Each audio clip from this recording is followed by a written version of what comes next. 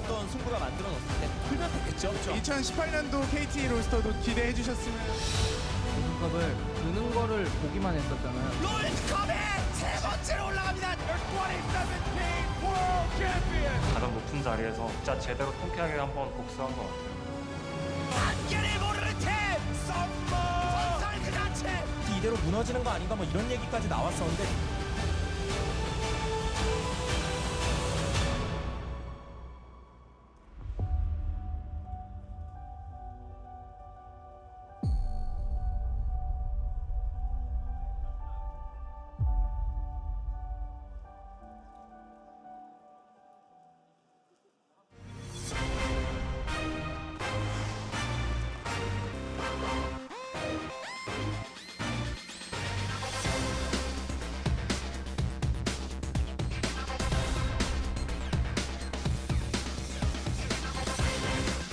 Welcome back, ladies and gentlemen, from the break. You're joining us extra late, and Afreeca Freecs were able to take away game one there over KT Rolster. 46.5 minutes just about there on the clock. Back and forth for a while, Papa Smithy, but that crucial Baron steal by Spirit, who, you know, very likely could have ended up winning MVP because of that here, was able to tilt it in the favor of Afreeca Freecs and tilt KT Rolster off the face of the earth. Yeah, fascinating game of seesaws, of positions of power. I felt like Afreeca had the early advantage and did nothing with it. And he said, okay, Veigar scaling, he's got GP10, Gangplank's being Gangplank. Things will get there for KT, and there were these little moments that decided the game. The Baron steal, like you mentioned, probably princely among them. Kuro's excellent initiation in trying to rewrite his history. May it not have been the greatest Azir of all time, but 2018 Azir so far 1-0 for the side of Kuro. The draft was a really interesting one as well. We'll talk about that more as Game 2 pick and ban gets underway. But the first MVP from OGN will in fact be Kuro. That mid lane play cannot be denied. And a little cheeky look at the full rune page as well. I mean, he had a wonderful MVP run in 2017 as well. So starting things off on a good foot here for Kuro, netting himself that on the Azir of all champions. So very good stuff from him. But can we see more of it going into Game 2?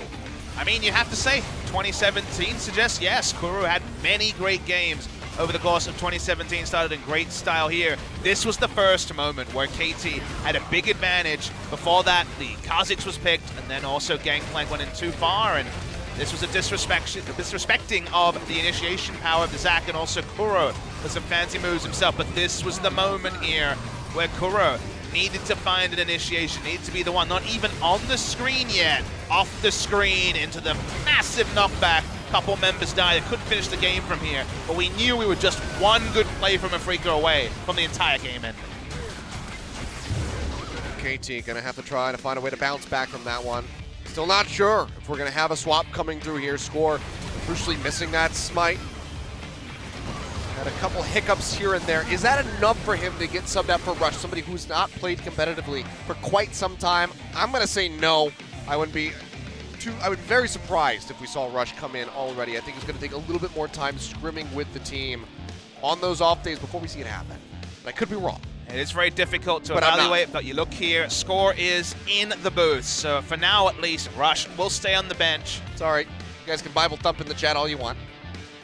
Will we see Rush this season? I think the answer is probably, but where and when is the part that I don't have the answer to. I know he is a hero among the global fans. Versus MVP. Yeah, well, I mean, that'll be probably the time, right? Give him a freebie. Why Here not? you go. Here you go, boy. Some MVP fans are like, please, guys, come on. We already lost to Kongdom Monster. All right, but here we go. Draft up for game number 2 at Afreeca. Can they finally do it? Not only just beat KT, but can they do it in a 2-0? Something very rare.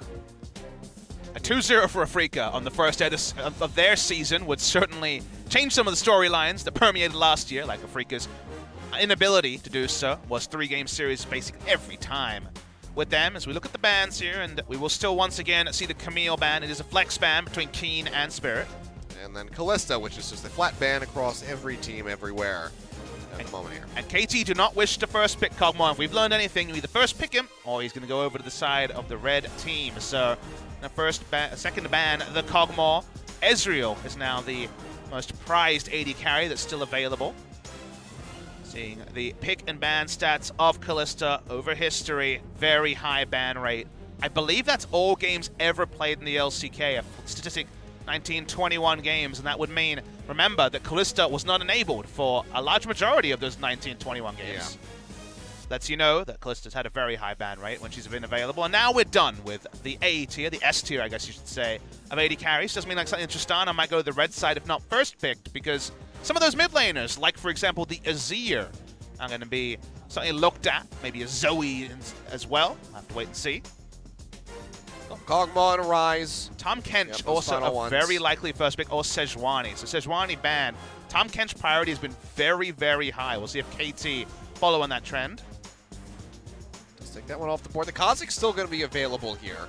Wasn't Wow. something that had that much success, but yet again, we're going to see the GP go on to here from the side of KT Rolster. You can see Smeb right there making it, trying to make an argument. He's like, look, I know game one we lost, but it wasn't my fault. I was up in gold. And I think a lot of people have been wondering what side of Smeb will we see, because in this season there was that he played a lot of carries last year, and carries certainly are possible here.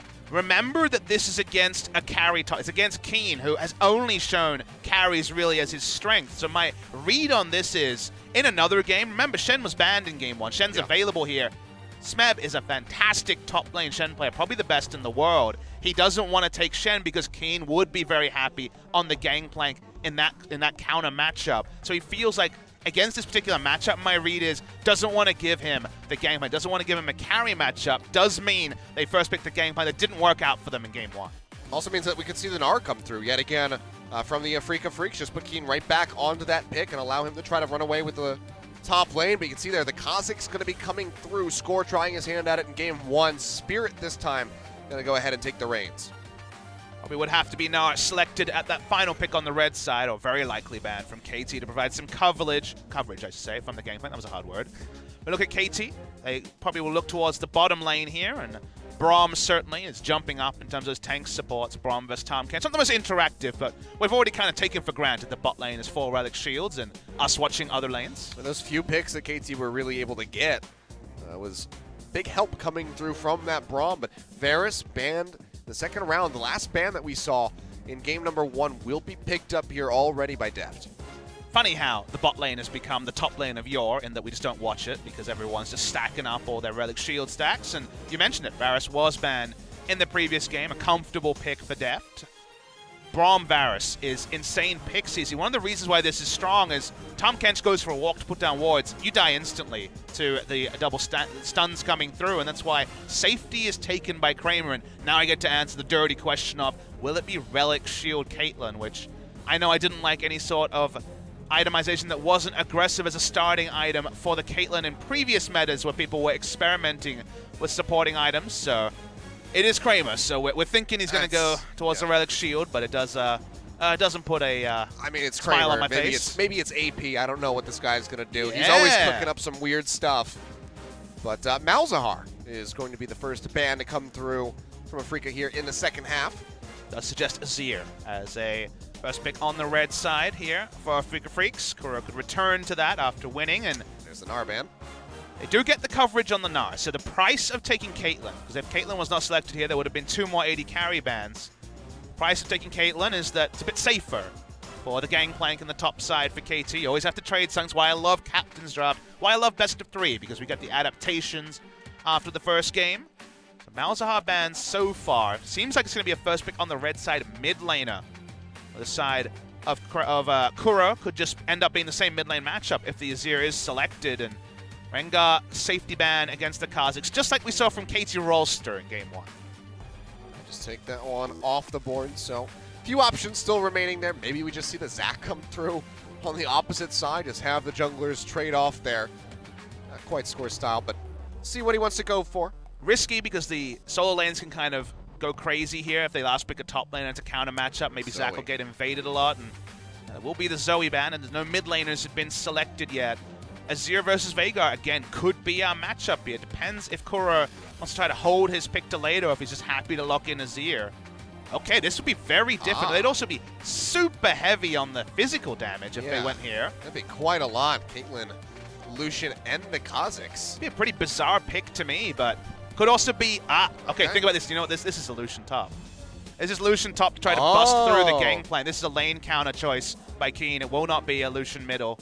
from what I'm expecting. In the meantime, though, playing with my heart. It's gonna be his Azir. pawn. Yeah, flashes the Zed for just a second, but seems like Azir going to be the likely lock in here. And there we go. So what is going to be the last pick? The Jax at the end. So it's going to be Jax Jungle. This is a pick that is pretty popular in Korea right now. It's been around scrims as well. Tank Jax Jungle has been pretty popular. The first person we saw play it was Malrang, you remember, for Ever8 Winners in the summer season. He was the master of the Jax Jungle. Beyond tried it as well to mixed success. Let's see if you're right. I think I'm right. Yeah, so, okay. It does seem that way. Top lane Lucian, something Kiin has played in solo queue, something that works well into Gangplank. This is the lane counter I was talking about. Right, assuming left to bring this one back out. So Lucian into the top lane, Veigar in mid for Kuro, trying this opposite matchup now. So lots of new stuff here. Tank, Jax, jungle. We're gonna wait for the trade here. Kiin's trying to play with our hearts and go for a top lane Veigar. That's not gonna happen, I don't think. But it's also gonna be, as I said, Tank, Jax, jungle, and also the top lane Lucian trying to wail away on the Gangplank. Similar, if you think about it, to the Tahm matchup, except you don't have the very long-range harass of the Q.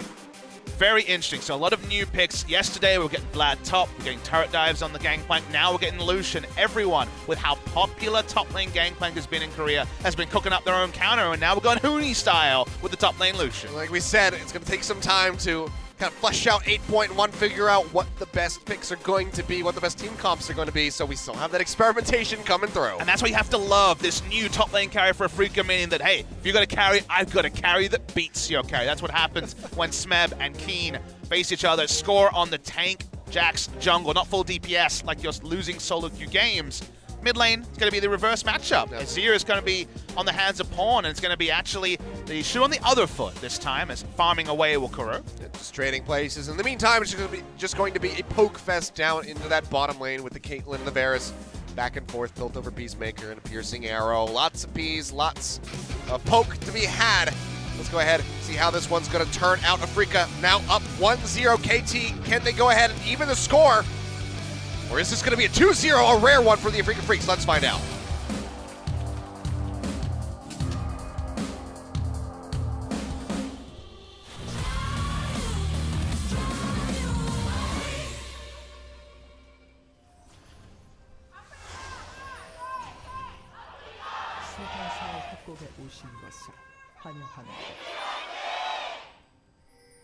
All right, and here we are. So just trading places there into that mid lane. Kuro now with this Veigar. We'll see how he's able to pilot this one. We only saw a couple picks come through from Pawn. The lockdowns there mostly in on to the Zac from Spirit. Able to get those final blows in with Primordial Burst. We'll see if Kuro has his luck turn out. Kuro on the side of the Azir was triumphant in the previous game. Wasn't able to take advantage of the pushing power early. So laning phase actually went very well for the Veigar. It can go much worse. If an early gank comes off through the heal, through the unsealed spellbook, things can go really bad for the Veigar early. So we kind of saw the best case scenario, which is farm lane for Veigar in game one. Now that the shoe's on the other foot, now that Pawn will want to prove himself on the aggressor side of the lane matchup. Fun to track in the mid lane. Very defensive setup by Afreeca Freecs, because level 1 Braum, of course, is something to fear, and apparently it's a realistic thing to fear because they're coming for an invade. They are. Blue buff now going to get started up. 3v3 here in the jungle. Mata leading the charge. Jump board comes through from Score. That's going to be an instant flash away by Spirit. He's going to get stunned up. They get the proc. He gets the smite off to try to stay alive. One more hit will do it, and that's going to be Deft coming up with the first blood, but now Kuro is pushing his way through. He's going to flash in. Heal comes out from Deft, but he is still going to go down. One more auto from the Veigar will finish him off. Score running low as well. TusiN trying to get the slow up. Can he get the Devour? He jumps over to the side with the blue buff. It seems like he will be able to make it out alive, but so many flashes on all sides coming through, and it's going to be Kramer getting the final blow. A 2-for-1 in the end. Afreeca coming out on top, but they do lose out that first blood. Between the Golem and Kramer goes down the final kill this time for Afreeca Freecs. Big invade by KT because of the Braum level 1, but a big cost in the end. It's going to miss at least a bit of experience. Top laners will wonder what the hell was going on in the rest of this map. Remember, this is probably going to isolate top lane longer, Achilles, because the jungle is going to be way behind in their clears. More time for Lucian to have his way with the Gangplank top lane. So that's another area where Afreeca wins out, is that with the jungle slowed down, the isolated top lane matchup suits the Lucian. The it does. What a wacky start. After it took so long for us to get into game one and finish that one out, we'll just have all hell break loose here at the start of game number 2. So 8 flashes being used in that entire exchange. You were waiting for some League of Legends because hell have we got some tonight. We still got a second series. It's going to be a fun one as well. It's been bubbling up since September, so here we go. The bubble had to burst eventually. It didn't take too long, as it turns out. But Afreeca, yeah, going to be starting things off with about a 400 gold lead. With those 2 kills coming through, we'll see how that is going to develop as we keep moving through here. Spirit finally able to finish off that blue buff. Talk a little bit about the top lane matchup. You can understand that Gangplank does best into melee matchups because you can just parlay away and get lots of gold. Does very well into tanks. Range matchups are always his worst nightmare. And Lucian also, just how the ranges work here make things even better. Notice that he's going for Summoner Airy just for those auto attack trades. 1 auto, then a proc to Summoner Airy. But if you think about Smeb's only way to interact is only counter-harass the parlay. If you're in range for parlay, you're in range for Q double tap from the Lucian. So you just lose every single trade, and pretty one-sided, just like the Vladimir matchup that we saw yesterday. And frees up Kuro to not expect too much magic resist and power people down after he gets some AP. Certainly going to need some visitation there into that top lane as Smeb trying to get a gank there on the Kiin, who's playing so far forward. He doesn't have a care in the world. Yeah, he's got a ward in the river. That's about it. Any wraparound from behind through that tri-brush would catch him completely off guard. And stun coming through from the Jax, you'd have to expect that it would be one dead Lucian. I mean, this is the right play from Kiin. Again, think of the available information. Level 1 Fiesta, meaning the enemy jungler is behind, winning matchup. We know that Kiin can win in winning matchups, and Afreeca have shown us, just like with Marin, let's give him the good side of the matchup. Let's try and get him ahead. Afreeca actually slowed down a little bit with Marin, you remember. He started just blind picking Maokai. But on SKT, he found his success with the counter pick, and now Kiin gets the counter pick, and he's going to try and run one. It's going all right here for Pawn so far. 10 CS up here in this mid lane is at a disadvantage still. The gold's still going to be there for Kuro with that kill and the assist to come out of the level 1 antics. See that first back come through. It's going to be then all magic and an extra Doran's ring there for Pawn. It was a relic shield, Caitlyn. Oh, yeah. Thank you, Kramer. Pull one out for damage. Remember when people got AD along with their health at level 1? Those were the days. No longer. Welcome to Season 8. Why are we watching bot lanes? The most boring ever. That's all fun. How things have changed. It used to be the top lane. The wet now noodle it's fights. great. The top now lane's wonderful. It's the spot to be at. That's what you want to see. But, do it again, Observer. Come on, someone up there. Things Observer. changed it up. Let him know. Look, somebody he triggered the trap, all right? The shot came through, Triggered Mata me blocked too. We got to keep Papa happy. Go, cut away. Look, you can come back at level 6 where Braum and Varus can run wild trying to kill someone. For now, it's boring. Boring. I'll watch the minimap and I'll let you know that Jax is just power farming. Expect Cinderhulk. There's not going to be any Devourer Trinity Force hijinks like Solo Q. I don't know. This is such an interactive viewer experience. All those tongue lashes coming through. Oh, the Devour's ready to come at the same time as shields. Great Oh, stuff. that's going to be Emperor's Divide coming through there from Pawn. Flash away does keep Kuro safe, however, so not going to get caught out. And that's cool to see, because that is what Azir needs to do in this matchup is, hey, no happy farm times with your flash and heal up. I'm going to try and kill you because of the nature of Azir. We did not see that from Kuro. It didn't end up costing him in the end game, but that's what's possible in the Azir side of the matchup, and so it's good to see. Try to take that lead, so going to be pretty vulnerable there. Just Kuro here for the moment. As the farming continues as we cut back down to the bottom lane. So we'll be maxing W. We actually see E-max sometimes here just to have it twice in a single fight. Cooldown very long on the counter-strike at level 1. But again, the AoE stun, the fact that he has so much mobility with the Q, it's a weird pick, and I can understand why a lot of people look at Tank Jax and wonder why. I know there was some in other regions where analysts just couldn't really make heads or tails of it. Very high win rate in Korea. Malrang on an Ever8 winner's side that did not win a lot of games was undefeated on the Jax, and I think Beyond went 1-1 overall. So good clear speed, good ganks, and also creative ganks. You can do all sort of manner of things with Flash Q in terms of gap close. So I'd known to expect it, so cool to see. Kramer's still going to take that damage. TusiN spitting him out just a bit too early there. Kramer comes through. It's knocked down to below half HP. Put a hit coming down, and TusiN just doing his damnedest to try to get these tongue lashes through, but can't get enough to be able to get those Devours off onto Motto or Deft. No minion dematerializes this time for the instant 6 into double all-in on the bot side, which is what Varus and Braum love to do. Level 6 power spike, massive, just like when Malzahar hits 6, a lot can happen. And kill the Tahm Kench, even from his relatively high health total. Top lane, it's been a lot of pain for Smeb, but not a disaster. 20 CS down is about what you'd expect for isolated, no jungle help, Gangplank versus Lucian. Deft and Motto, just a slight roam up the river there. Taking out that Scuttle Crab where they can. Kiin still just asserting his dominance. 20 CS in the lead here so far with this Lucian. He is still having one heck of a time. Control wards on the side are for Smeb, so at least he knows no dive is incoming. Does have the stopwatch to try to turn one around. No jungle attention top. Jungler's kind of been in that weird spot where they try to catch up because of all the hijinks at level 1. Or returns to lane. You can see he's been feeling the pain a bit more than his opposing number. No early Negatron here. It's actually going to be the upgraded Ruby Crystal into the Amp Tome and working towards the Proto Belt with the Kindle Gem he's sitting on. So at least a bit of health here to try to respect the next potential all-in from Pawn. But otherwise, Q stacking away. You do vary slow build up. You do vary your skill order as well, depending on how tanky you're going. If you're going to rush something like the Abyssal Mask, you usually go 2 points into W so you can clear the back wave faster. But if you're going to be going for... Basically, you tailor your build. So you want to max stun second, but you might put extra points in W depending on how tanky the build you're going and how low AP you'll be in the early game. Back to top side.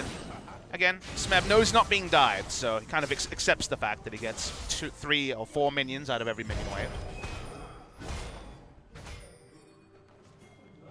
Slow and steady as she goes. Spirit making his way up towards that top side as his score will be spotted by that ward in the river. So he's throwing one down there into the tribe rush, yeah.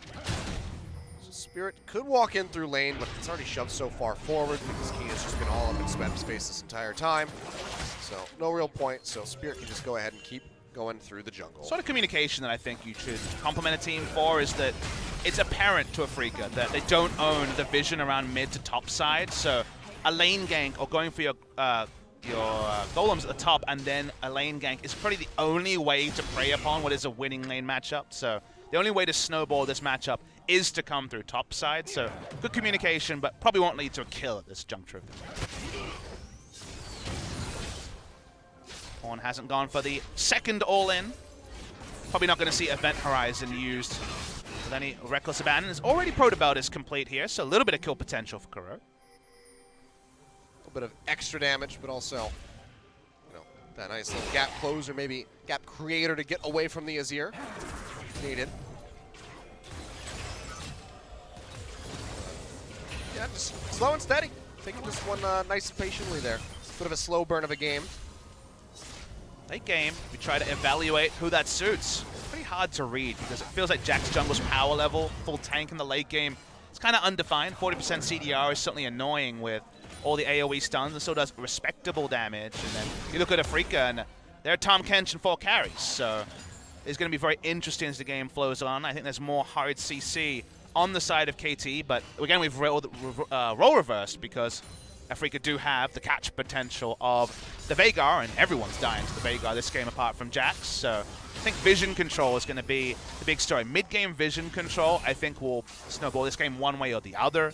Mid-game's still far away, still seeing pretty defensive itemization from Pawn going burst by into the Mercs and not something like the Stinger. That means extended laning phase, means more downtime for us to parry. Hooray. Isn't that just a favor? I mean, we had so much action earlier, Papa Smithy, at the beginning of the broadcast that having this downtime is such a nice change of pace. Agreed.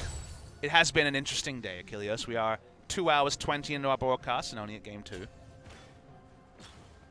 Who knows how long this one could go for? This one could definitely be a slow burn. Yeah. You know what else is a bit of a slow burn? What? Blade Runner 2049. Oh, we're getting suspicious now. I'm going to talk about Blade Runner. Our personal sponsorship with I don't even remember which studio it was that made it, but Sony. oh yes, it was Sony. How could I forget, given all the ad placement that was inside Kuro? So throwing down that Event Horizon, we'll go ahead and burn out the cleanse from Pawn. It's also going to stop them from getting that Rift Herald. Doesn't mean that Kuro alone stops the pace of the game being increased by KT. Stops that from being an early Rift Herald purchase. We've seen a lot of hard counter matchups. I kind of use a bit of inverted commas there because we're kind of evaluating just how hard counter they are. But you think yesterday to the King Zone matchup where Vlad had a massive lead, and there were games where we had the teleport Sivir trying to push in an Ezreal but not get the turret. Credit to the side of Kiin. He does actually have a lot of turret damage done already to KT's turret. That's why you see score pathing around top. It's one thing losing in CS, another thing actually losing your turret as Gangplank at 13 minutes. So we could see 2v2, and note that Spirit is spotted here. Not going to be as sneaky as you would like. We'll go ahead and just finish off that ward there in the end, but not going to be finding the kill. In the meantime, though, Score's waiting in the brush. Counter-Strike comes up. Goes down the control ward, though, and he'll just go ahead and have to clear that one out. We were so close to having some action, but that would be against the run of play here, Papa Smithy. Exactly, against type. We don't play against type here in the LCK. Slow and steady only. Yep. We're all hares. So we're Slow all and steady tortoises. only, and we watch nothing but the bottom lane. And apparently Blade Runner. yeah. Speaking of Blade Runner. Yeah, he's going to try to dash away, but the Counter-Strike still connects. Trades back a little bit of damage there. On to Score, but seems like he's going to be just fine. Back to the farming phase again. You expect a lot more KT pathing around top side to stop this turret from going down. You know, this is a problem when you do have those exciting level 1 plays, especially when they're really messy ones, is that everybody decides, like, okay, that was too crazy. KT's like, you know what? We gave up 2 kills. We can't afford to do that. Guys, we need to play really smart and conservatively. And they just do nothing but sit back. And that's kind of the worry, is that, you know, in the LPL you double down on aggression. Here we double down on defensiveness. Like, all in. What is the cost of me getting that extra minion? I've let my flash down. That's just the way we roll here. Sometimes you just got to go all in. Didn't work out for you. Ocean Drake will go over to KT. 14 minutes and 40 seconds there on that tank. And it's going to be a Cloud Drake, so we're not even going to be getting too many interesting Drakes to start off the game. A small advantage that we didn't see in the reverse matchup is KT taking objectives against the I really only want to farm, please don't do anything Veigar. So I like to see when you have a pushing advantage, extra objectives coming in. So are able to take that turret, that objective, but turret HP very low for Smeb, as we outlined a couple of times. He wants to teleport back in, no minion wave. I'm not sure if we're going to be able to continue the turret. In fact, he has to stay because his minion wave is so far away. Decided to stop, so it's just going to buy some nice time there for Kiin. So he'll go back to base, get another purchase in. Doesn't have the TP himself, so we'll have to run back. So he'll be arriving a little bit behind Smeb in all likelihood. But that's going to be the Blade of the Ruin King completed for him. That power really amassing for this Lucian, who is very far ahead as far as the CS is concerned. Again, Parlay plus the Klepto gold coming through for Smeb will help carry back a little bit of that deficit, but this is still pretty crushing to see so far for this, new top laner for the side of the Afreeca Freecs. Yeah, the Kleptomancy, of course, one of the big extra gold generations, like you mentioned, the Frostfang in the jungle. But another new thing, talked about a couple of times, is hyper carries in bot lane. And people ask why. Why hyper carries? We're not necessarily seeing the most tanks, so why do we see Kog'Maw, Varus, both of them going for the early Ginsu Rageblade? The reason for that, Achilles, is that everyone has a million heals and a million shields in the bot lane with overheal and fleet footwork. So you're actually freely getting away with rushing items like Ginsu Rageblade that have the very low power early, but then turn into big power when they're completed, because the laning phase is so long. You can get a Rageblade or an Infinity Edge, very expensive items that usually are second or third, with no cost, because laning phase is so damn long. Deft going low, takes that turret shot. A lot of hits coming through, flash forward on the tongue lash. Glacial Fissure will catch Kramer as he gets knocked up. Not really even worth going for the ace in the hole there, as it would just be blocked out by Mata with that Unbreakable. Yes, RNG crits didn't happen. He's getting pinched on. Does not have that last cone available. In the meantime, Spirit will get locked down by the Counter-Strike. TP's coming through. Will get canceled out in the end, and everybody's just going to go their separate ways. The bot lane is being pushed in. I'm not even sure who that teleport was from. I believe it was Kuro. It was TusiN. And TusiN. They both have cooldowns there on Yeah, their it was TPs. double TP, and TusiN had switched over, support switching over to the teleport with unsealed spellbooks, one of those cheeky things you can do in the laning phase, especially when no one's dying. Don't need an Ignite or an Exhaust when everyone's farming up their relic shields. Mid lane of action coming through there. Pawn now locked into that event horizon, but can't really get on top of him. Spirit a bit too low to go forward, and School waiting in the wing, so they go ahead and they peel back. not in kill range with just a Protobelt and CDR boots, so that's why No attempt at the ultimate there from Kuro. Return to the Rift Herald that was thwarted by Kuro earlier. So this one started up. And it seems like they're just going to have to let this one go to the side of KT, so could enable them to go ahead and pick up a turret here. We'll see where they want to allocate that Rift Herald use. Nice timing. If you notice, Lucian was dealing with minions under his turret, one of the first times he was pushed in, and Veigar was in base, so get it for free after it was contested last time. Nice little move by KT. They're getting small advantages from the pressure in mid lane, but definitely nothing to break open the end. Definitely nothing game-deciding happening through the Azir advantage in terms of tempo over the Veigar. A lot of fun in that slow on the TusiN, but just not juicy enough of a target. Horizon coming down, not going to catch anybody. Just go ahead and clear out that control ward. It's likely just going to be a bit of a wave clear war here in the mid lane. Jump forward, counter strike, good flash away by Kiin, keeps himself safe. But another summoner spell burned out just from that threat of the E from the Jax. See what it means? Multiple members from KT on the bottom side, but no one providing coverage for Deft to get free autos into what is now a half health HP turret here from Afreeca in the bot side. So just return to that laning phase again. I talked a bit about mid-game vision. We're not quite in the mid-game. The mid-game might be a bit delayed given how this game has played out. It's been, you know, the breakneck pace of the early game into a much slower early game. For now, at least, a lot of vision control predictably around the Rift Herald that KT just took. See where it's going to be plopped down. For now, Jax is in the mid lane, but they would love to crack that mid lane turret, force Veigar to be farming around his inner turret, but it's a multi-step process where you want deep vision and also first rotation from, say, a Gangplank to actually get that outer mid lane turret.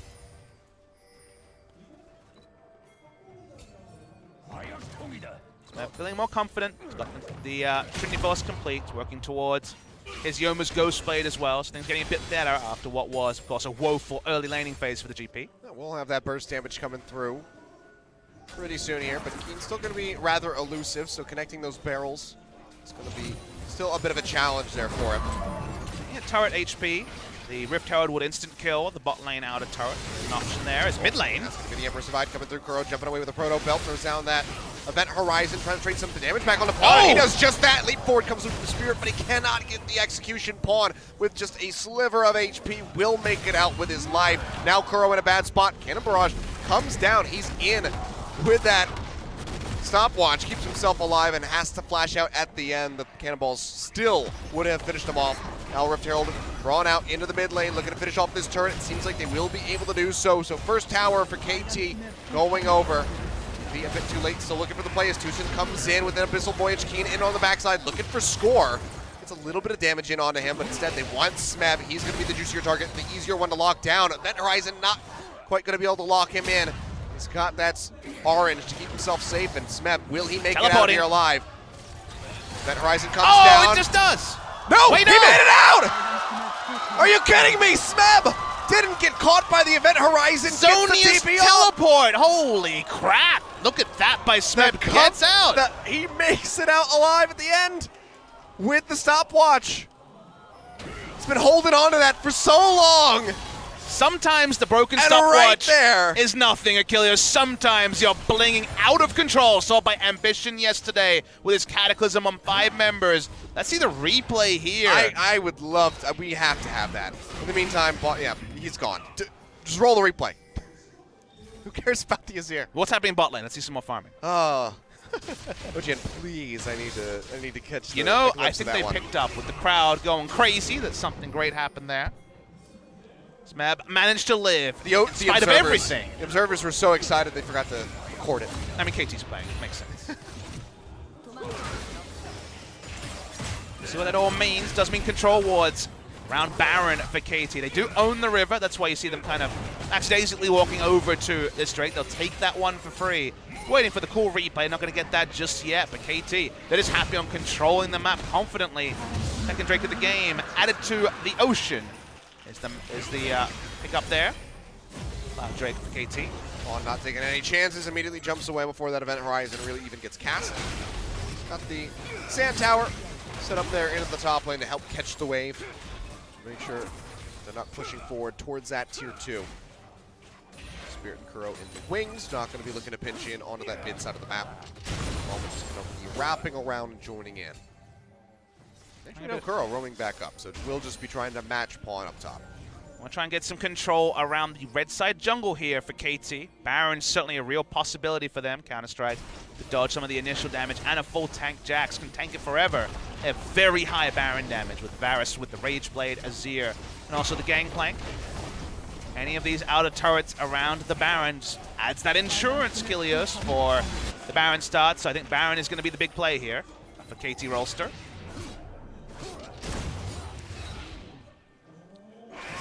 Go for this one. Oh! Just straight over onto the blast cone. Calculated. Spirit takes that nice little extra hop over the wall. Man, if Smeb is writing a diary of today's game on Gangplank, he's going to have a lot of stories to tell. A lot of near misses with death. Today I almost died, and then I almost died again. But in just different comical ways half the time. It's great. Unreal. Kramer just trying to maintain this trap wall here. KT now have 3 control wards. Not as much deep vision as they want on the red side jungle, but Baron is on everyone's mind. All 10 players understand what KT's motive is here, so seeing the vision wars and just the fact that KT know that Afreeca have to keep sweeping it, the chance to pick someone gets higher and higher. Gold values pretty similar among the AD carries, and honestly, even similar between Gangplank and Lucian. Thanks for the gold there from the Klepto. Yep. Even while behind nearly 2 turrets as well. That's true. That does go through. He's helping out quite a bit. We'll see how this one's going to keep developing here. All those outer turrets now taken by KT. Just the one for Afreeca. Big lane assignment advantage here for KT. Down. Spirit should know. Okay, here we Advantage is go. Veil getting popped, and he'll just dash away. Right now, Lucian is bot lane answering the Gangplank, but neither of them have teleport, but of course, global impacts are plenty for KT. This will voyage here. Yeah, Kramer coming forward. He's got that red buff to help slow up pawn. But that's just about going to be it. But multiple members topside means see KT rushing mid. They can also ride the minion wave bot lane into an inner turret. That's why you see Veigar hop skipping in a jump. No ghost for him though. Calling coming through here from Kiin, trying to get some damage down onto Smeb. Does Not not a want little bit, but that's about it. Smeb actually intentionally tanks the culling to keep minions alive to try to take this turret. Now Mata pushing forward here. Not going to get caught by that event horizon. Just takes a couple turret shots. Still relatively healthy there with this Braum. KT just going back and forth, looking for an opening to get into these turrets. They already have a considerable amount of damage here onto this mid-tier 2. Deft is going to be the recipient of a tongue lash, but that's about it. How annoying is it when you're KT and you're trying to ride between bot lane and mid lane, and on one side there's 5 traps, on the other side there's an event horizon? Now, come on, guys, I just would like to walk here, please. I mean, they have these catch mechanics, but it's not really resulting in much. You can see Scorn just beating that one, not even going to be taking a shot from Kramer. He's going to be going back to base, trying to get that completed Zeal item. Will be able to do so. Kuro fighting his way back in, going to get jumped on in underneath the turret, tries to dash back, but stutter steps for a second, but even so, still would have been dead as Smeb finds the kill with the parlay now, opening up in onto that turret with the help of Score. Should be able to take this one out. Kuro coming over to the side, trying to dissuade this from happening, but nothing's going to connect. The Dark Matter not going to hit, can't threaten him with the R. So tier 2 turret going down in the way of KT into that bottom side of the map. Action in both mid and bot lane, but the Unbreakable answered everything Afreeca had, and KT were able to chase down and kill Unbreakable and Counter-Strike. There's so much extra tankiness to the sides of Braum, Jax, and even to the team of KT Rolster. Very well used. That's why they trade up, take the turret as well. The bot lane inner is down for the side of Afreeca Freecs. Yeah, nearly the mid as well. Are able to hold on to it here for the moment as Afreeca, but moving forward, trying to get these objectives for themselves is just proving to be so difficult. The vision control from KT already masterful, and that's how they are able to catch out Kramer right there. Just coming over the wall, scoops him up, pawn, finds the kill. And just like that, no more trap wall really to block them, just the 2, and now Kuro under fire. Breakable going to be blocking out the majority of that culling. Mata just get the pop up there on Kuro, but no one can collapse forward to finish him off, but instead they'll just be focusing down the turret, so another inner going down in favor of KT, stretching that gold lead even further. 4.5 just about now in the lead for them, 3-2, so the kills not going to be the biggest numbers that we've seen but the gold is steadily moving forward here. And not to be outdone by Kuro's play in the last game. Sick drift coming through from Pawn and picking up the Azir sec play onto Kramer, who honestly was kind of caught with his pants down, had flash and heal up, didn't use either and died. That time he had got the initial CC, there was no way to get out though, but Kramer caught unawares. Nice chance, and now from smart play in mid and bot, they've taken both inner turrets, and we mentioned how the main objective for KT is Baron. The Baron is getting cleaner and cleaner when it comes to set up opportunities. Only one inner turret left. KT not able to claim that objective yet, but they're so close to it. You can see big damage coming through there from Smeb. 2 barrels, all those minions now gone. Trying to catch up as best as he can. Kiin as far as the CS is concerned. The damage thrown down onto Kramer, but can't get the concussive blows procs. I gotta say though, of this team is, okay, we'll see if there's any action here. A lot of damage going on to TusiN. Corruption coming through, forces the flash out there onto TusiN, now out of both of their spells. Meantime, Smeb, he's gonna be looking for Kiin. That calling, not at the right angle. Does get healed up, does he have the damage? Smeb trying to trade this one back in, but actually, it's gonna be Kiin coming up with a kill right at the end.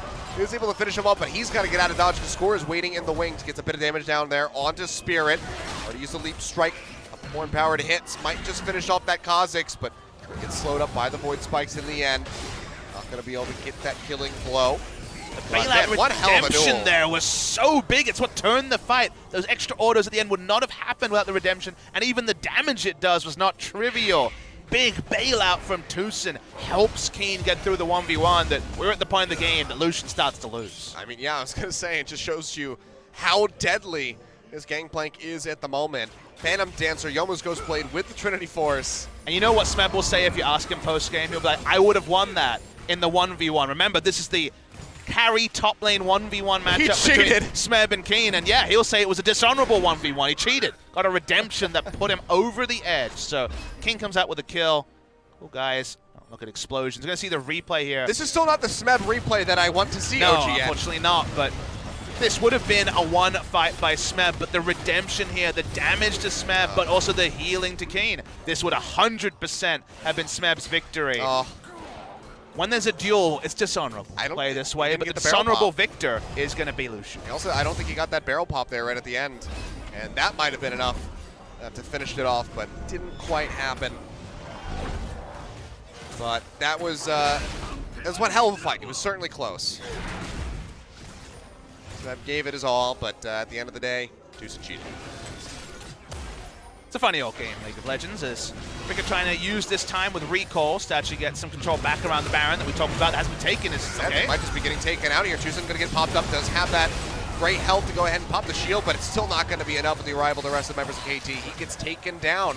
Still fishing forward, looking for more, but members of Afreeca have kited back properly and gotten themselves to a safe distance. What might have been missed there is that Score solo zoned Kuro, just putting up counter-strike. He has the gap close, he has flash.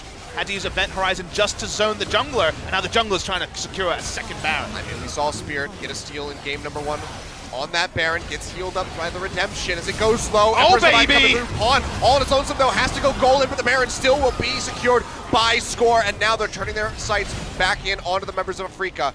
Event Horizon does slow up Smeb. He'll heal, he'll get himself out of there. The rest of the members just recalling back to base to try to deal with this push from Kiin. They get the Baron, they're gonna lose the inner turret. 2 picked up there for Afreeca on that push, but now they can take so much more with this Baron that they have on 4 members. So end up being more of a crapshoot than KT would have wanted for this Baron. Clearly Pawn had the idea that he was gonna be the one to interrupt, but he doesn't hit the ultimate onto Spirit. Spirit is there, isn't able to get the smite this time, of course, 50-50 at the best of times. Notice that Kiin doesn't join the fight. He would not have been the difference here as another damage dealer. He does take a turret, obviously not a fantastic feeling. He gets some objective, steal failed by Spirit, and now KT had the Baron. They've spent 31 minutes setting up for. I mean, if he hadn't gotten those turrets, it would have been the gold so much more inflated for KT, so is at least able to bring something back into their favor and try to keep it as close as possible, but 32 minutes in, a little over 5,000 gold in the lead here for KT, so still in quite the strong spot, and that could still balloon up even more with this Baron buff that they have. Yet again, maybe even looking for a full court press. Smeb is up in that top lane, where that last outer turret is laying. Seems like he's not playing quite as far forward, though. Kuro is there catching the wave. when I sat back and wondered about scalings, remember what I said, vision control wins you this game because of the identities of the two team comps. When you have all those turrets down, the vision control advantage is always there for KT, and getting those catches that were instrumental for KT in the previous game feels pretty impossible for Kuro on the Veigar. Otherwise, they don't have much CC at all. KT have shuttled the line between tankiness and damage. They have many more options for where to fight, and all Afreeca can hope for is kind of a mistaken positioning like this. It's going to be He's there by Deft, himself alive as much as he's possible, dead. but Kuro is just going to pop him hard to win, and a pawn in a bad spot, a double kill going over to the Veigar, and Afreeca, just like that, get rid of another Baron buff, and the game will keep on going. Ask for a mistake, and apparently you rewarded one. KT just too far forward. Deletion damage cemented for Kuro. Death cap or no. Instant burst. Goodbye AD carry. Goodbye mid laner. Both damage dealers done. Pushing out the minion waves against Baron should have been impossible for KT. They're able to do so, and they want more. Vessel Voyage coming in to that mid lane. Can't quite get the catch there onto score and Smeb, but at least can push down and look for this turret here in the mid lane. Final outer. That'll bring it to a score line of 4-6 as far as those towers are concerned. And this is yet again more gold being brought in for Afreeca as they try to keep things at least close. If you ever have a League of Legends quiz and someone asks the question, what is the strongest non-ultimate ability? The answer is Event Horizon. Just to be clear, I know it's not a multiple choice question, but every time you see Event Horizon and 5 members unsure what to do, you really understand just how insanely powerful that ability is. Solo allowing this team to actually push up without any sort of tank lineup. All they have is a Tahm Kench to disengage one person. But Event Horizon feels like an Alistar standing there threatening to have but pulverize because no one can go anywhere near the zone of control. Any League of Legends fan will tell you that this organization is not worth getting excited for. What is KT? I mean, you're on point. That's the daily double. And yet, it's just so damn tempting to start the excitement. You know, Not that I know anything about that. some people just like to suffer, you know? Well, KT still have a very realistic chance of winning this game. I think they still have the better setup. They still massively control in terms of map pressure. All is not lost, but, you know, 1 mistake, 2 mistake, 3 mistakes, and this game could certainly go 2-0 the way of Afreeca Freecs, who have been solid from behind, you must say. Sort of thing that we'd wondered is, what would the late game shot calling be like without Marin? I think pass marks here in terms of being a lot more steady than you might imagine. Yeah. No brain explosions so far. Still plenty of time left. That's true. We made it to 46 minutes. In game number 1, we're at the 35-minute mark here.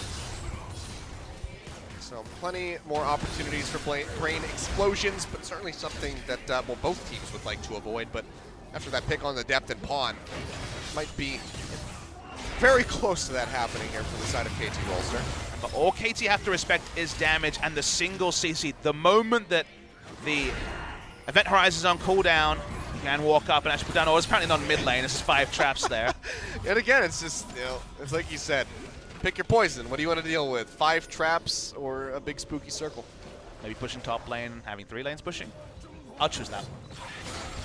Not able to do that so far. Smeb's going to try again against Kiin, but he's brought back up this time. Both of them have Right back. back. Calling's going to come through. Minions blocking a decent bit of that damage in the Event Horizon. Not going to be getting a catch. Ace in the hole will take a little bit of HP away from Pawn, but he's still going to be quite all right. But it seems like he and Smeb is going to be taking a nice little trip back to base. And at the moment, it's likely just going to be this, you know, this wave clear coming through from both sides for a little bit longer. We saw a minute and 15 away from that Elder, a minute and a half from the Baron. Any action before then would be quite surprising. Just smiling at the fact that there's 3 shields for Kramer. He has Overheal, also the Relic Shield, also Blood Burst Shield. I mean, this is the game where he would love to be playing the Call Call yet again. But 4th shield also with was the banned away. Locket we should mention. No Janna to make it comical, but that's Yeah. casual 1,000 health shield plus. Where's my Caitlyn Righteous Glory play? He's let us down. People wonder why, I often see in solo queue streams, people wondering why do you hold on to the Relic Shield so late? Auto attack just hitting Bot at the end there. But the big story there is that the Overshield, the extra tankiness it provides, compared to, say, a bit of AD like a pickaxe, I'd probably take the Overshield, Achilles. The Overshield staying alive to put out more autos, more important than 25 AD. Some would argue even more AD. So much power, even in the fact that you have a Relic Shield as AD carry. 38 minutes into the game, and start looking at numbers. all looking a bit scary here, especially in terms of the AP values that Kuro is managing to cook up. Well, Sand Turret coming down here into the mid lane. KT yet again going to be grouping up. Just 25 seconds away from that Baron spawning. They've clear, still reliable. Not putting any pressure on here. I'll wait for Jax to leap strike in and try to stun up a single target. And narrow the map with the Azir turret, but already low, so it does feel like you say, Baron and Elder are going to be the big story, although I do see Afreeca finally pushing out. Score going for the stun.